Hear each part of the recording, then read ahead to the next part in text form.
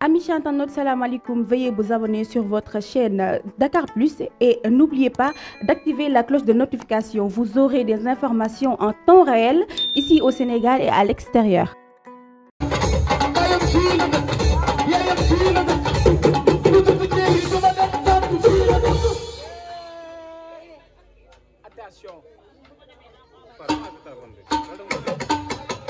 Wow. Jamusa kamaji, jamusa barang kamaji boko.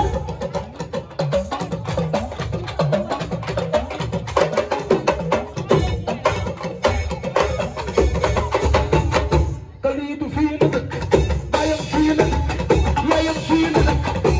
Du du liggéey du la dëkk du fii la dëkk. Waaw fii la dëkk. Kon yëfi ngat la. Yëfi showbiz la lii da yëfi net la kon nag yëfi showbiz la yëfi net la yëfi showbiz la Dakar Plus dañ koy wax kareetu Dakar Plus la mbir mi yëfi net la live ayif teew way Dakar Plus teew Khalilullah xaritu Yàlla baa ngi bu ñu lay doon buy nuyoo dangay yar buy nuyoo dangay kii buy nuyoo war nga xam fi ngay nuyu mbir mi yëfi net la mbir yëfi net la yëfi net la kon dugal ko TikTok ak Instagram YouTube di jooy ak Instagram dugal ko TikTok ak Instagram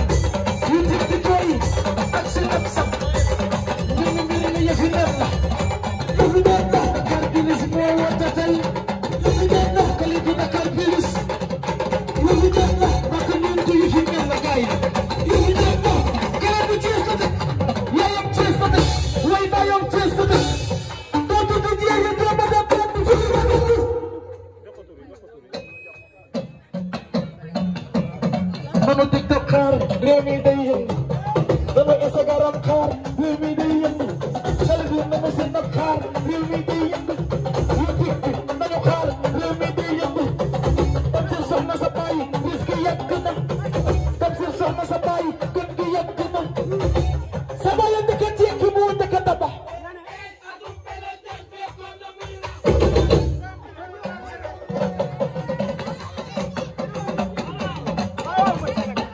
sa baay xamul fa nekk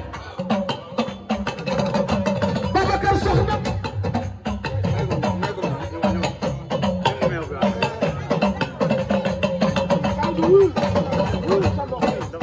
bay yëg na ni gëlëm gi demul gaal gi gëlëm gi demul gaal gi kër yi fi nekkoon ñoo door lii saa si lii yàlla dogal bu leen dal si sa baay góor yëppul te góor moomul bàyyi kal yi dul la sa passé la am ci réew góor yëppul kal yi dul góor moomul